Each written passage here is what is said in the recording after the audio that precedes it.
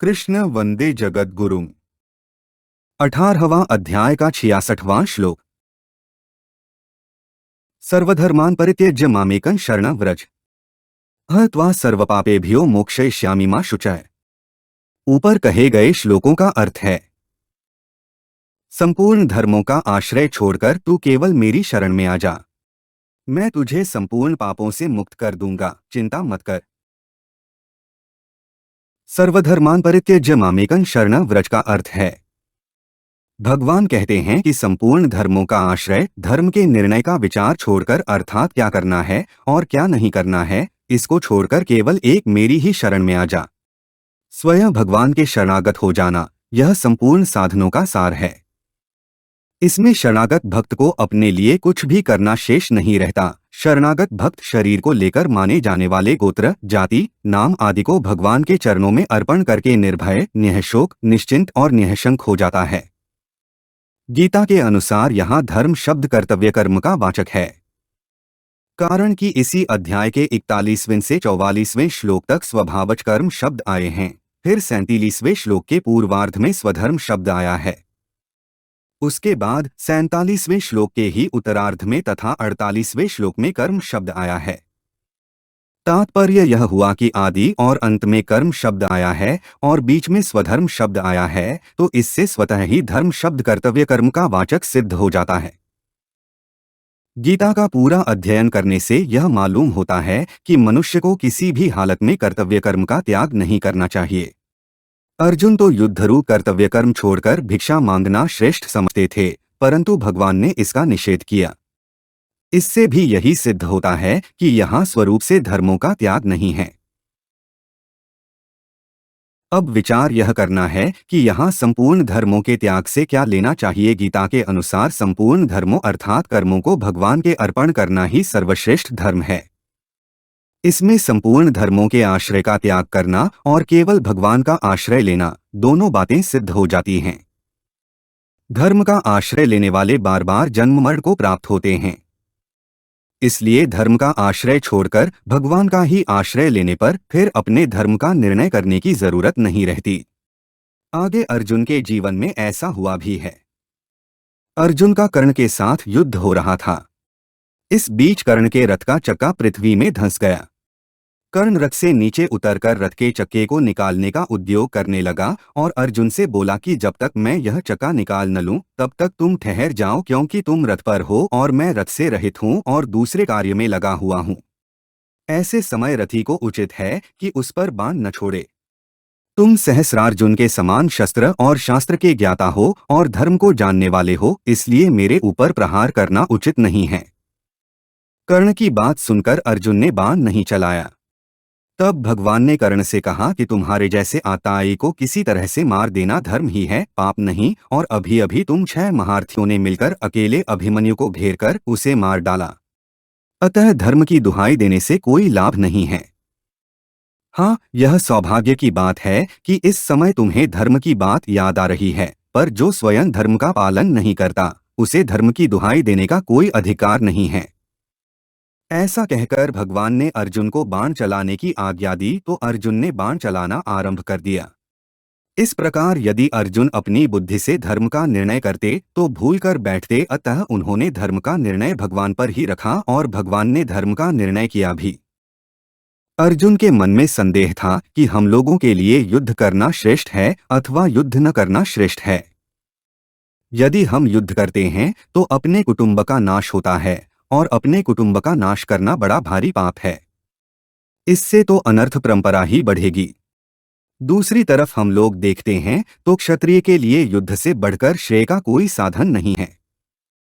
अतः भगवान कहते हैं कि क्या करना है और क्या नहीं करना है, क्या धर्म है और क्या अधर्म है, इस पचड़े में तू क्यों पड़ता है। तू धर्म के निर्णय का भार मेरे पर छोड़ दे। यही सर्वधर्मान् परित्यज्य का तात्पर्य है। मामेकं शरणं व्रज पदों में एकम पद माम का विशेषण नहीं हो सकता। माम यानी कि भगवान एक ही हैं, अनेक नहीं। इसलिए एकम पद का अर्थ अनन्य लेना ही ठीक बैठता है। दूसरी बात, अर्जुन ने भी एकम पद से सांख्य और कर्मयोग के विषय में एक निश्चित श्रेय का साधन पूछा है। उसी एकम पद को लेकर भगवान यहाँ यह बताना चाहते हैं कि सांख्य योग, कर्मयोग आदि जितने भी भगवत प्राप्ति के साधन हैं, उन संपूर्ण साधनों में मुख्य साधन एक अनन्य शरणागति ही है। गीता में अर्जुन ने अपने कल्याण के साधन के विषय में कई तरह के प्रश्न किए और भगवान ने उनके उत्तर भी दिए। वे सब साधन होते हुए भी गीता के पूर्वापर को देखने से यह बात स्पष्ट दिखती है कि संपूर्ण साधनों का सार और शिरोमणि साधन भगवान के अनन्य शरण होना ही है। भगवान ने गीता में जगह जगह अनन्य भक्ति की बहुत महिमा गाई है। जैसे दुस्तर माया को सुगमता से तरने का उपाय अनन्य शरणागति ही है। अनन्य चेता के लिए मैं सुलभ हूँ। परम पुरुष की प्राप्ति अनन्य भक्ति से ही होती है। अनन्य भक्तों का योगक्षेम मैं वहन करता हूँ। अनन्य भक्ति से ही भगवान को जाना, देखा तथा प्राप्त किया जा सकता है। अनन्य भक्तों का मैं बहुत जल्दी उद्धार करता हूँ। गुणातीत होने का उपाय अनन्य भक्ति ही है। इस प्रकार अनन्य भक्ति की महिमा गाकर भगवान यहाँ पूरी गीता का सार बताते हैं। तात्पर्य है कि उपाय और उपेय, साधन और साध्य मैं ही हूँ।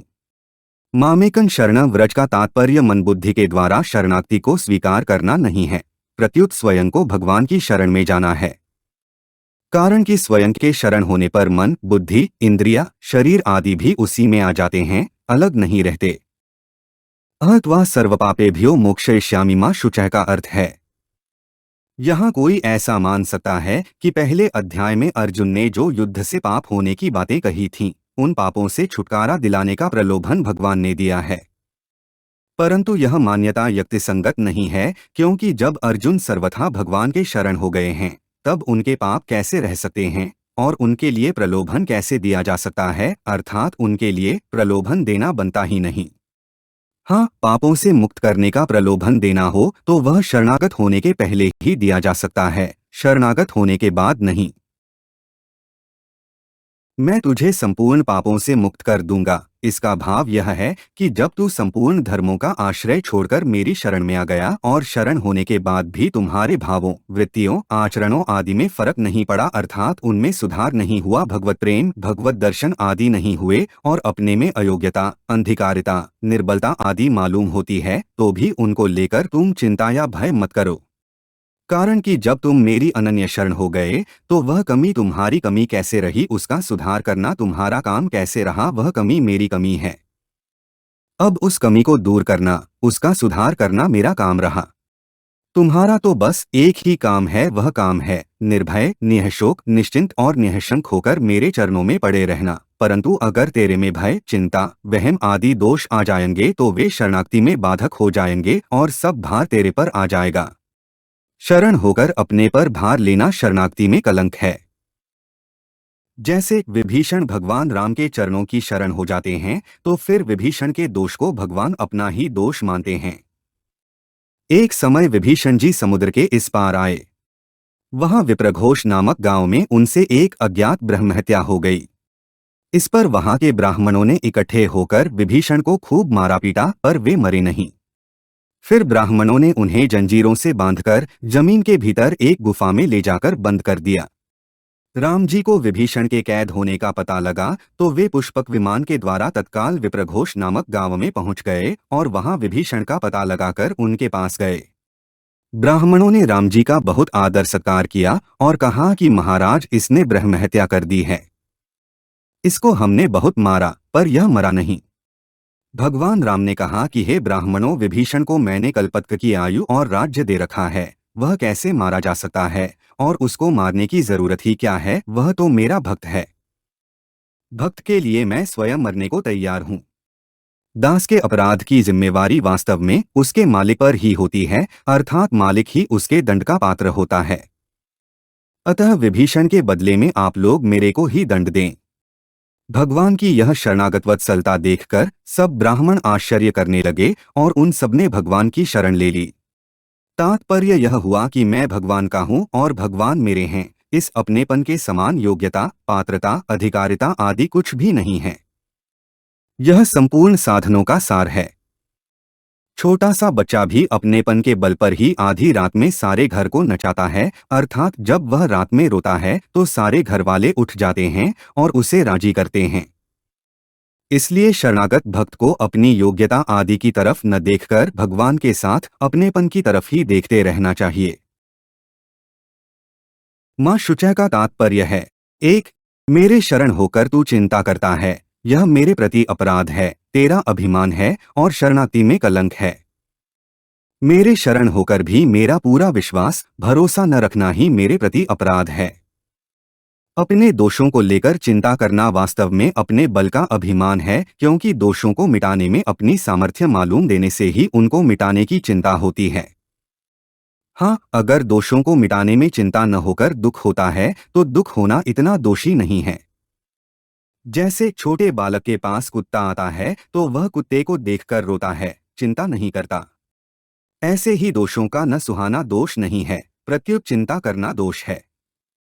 चिंता करने का अर्थ यही होता है कि भीतर में अपने छिपे हुए बल का आश्रय है और यही तेरा अभिमान है। मेरा भक्त होकर भी तू चिंता करता है तो तेरी चिंता दूर कहाँ होगी। लोग भी देखेंगे तो यही कहेंगे कि यह भगवान का भक्त है और चिंता करता है, भगवान इसकी चिंता नहीं मिटाते। तू मेरा विश्वास न करके चिंता करता है तो विश्वास की कमी तो है तेरी और कलंक आता है मेरे पर, मेरी शरणागति पर। इसको तू छोड़ दे।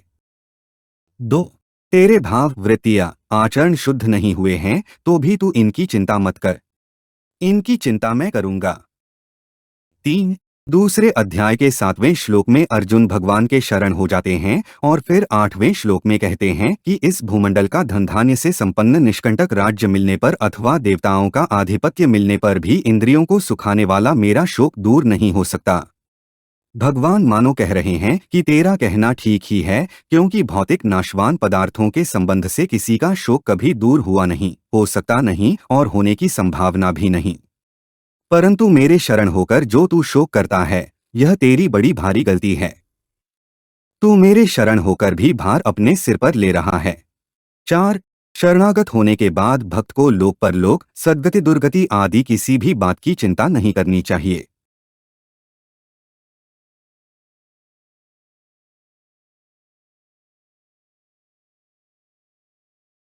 हमारे चैनल को सब्सक्राइब करें। अगर यह वीडियो आपको अच्छी लगी तो वीडियो को लाइक करें, वीडियो को अपने दोस्तों के साथ शेयर करें, अपने सुझाव हमें कमेंट करके बताएं। जय श्री कृष्णा।